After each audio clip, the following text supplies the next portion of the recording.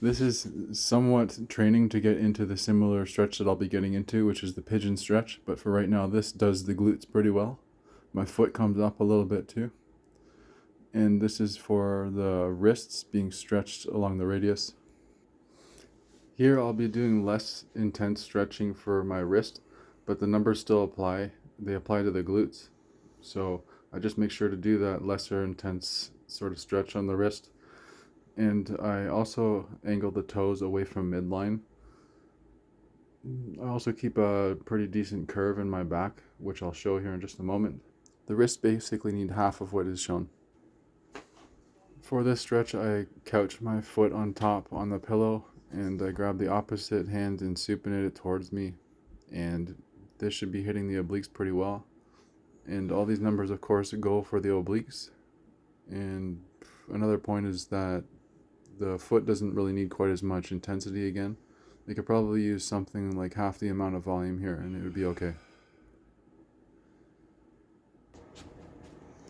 This one's for now the ulnar part of the wrist, and it's going to be for the adductors in the legs as well. So it's almost like you're pulling your legs in towards the midline, and the shoulder comes over kind of in between your legs this time, as opposed to a hamstring stretch, to make it emphasize that it's off and to the side. And the same thing with the toes, they point away from you. Another point is just to be careful not to get into your joints too much and just feel it in the muscle. You might also practice staying in the deep stretch and only contracting with greater force during a breath out, for example. So just keep it at a fairly decent amount of intensity, and when you breathe out, try to get that sort of result that you're looking for. This next stretch is going to be for the calves, and they're a smaller muscle group than the larger ones that I've been doing so far with the legs in this video, and so they're done for a little bit less time. And I'm really making sure to keep my foot flat on the ground here, and I'm keeping a curve in my spine as well, so the hamstrings also assist in the stretch.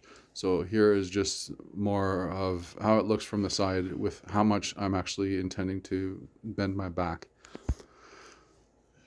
And the hamstrings have a lot of girth to them. There's a lot more muscle there to pull with on those calves, so it just helps quite a bit.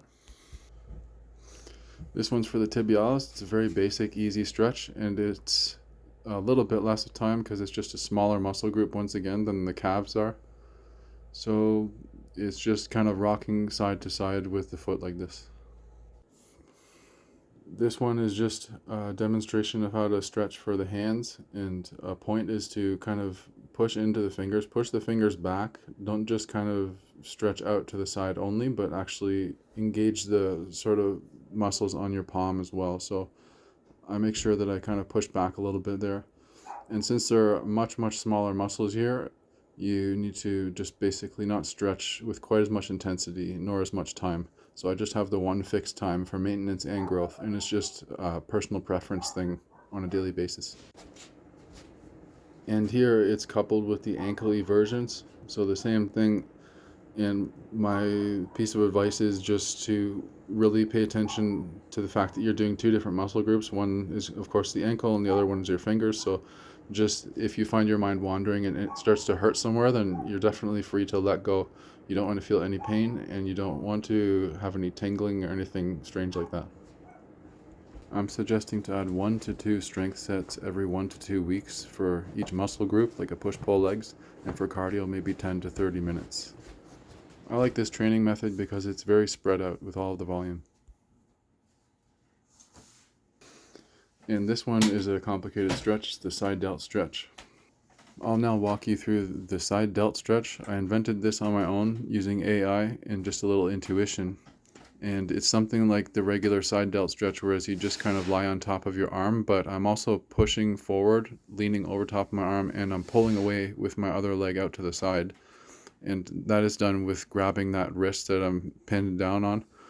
So then I just make sure to contract against the stretch, which in free motion would look like maybe raising a hammer out into the side above your head or something like that. I'm just demonstrating how this has a bit more grip. I'm pushing on this, but when I push with just my hand, it slides. So definitely this helps quite a bit more.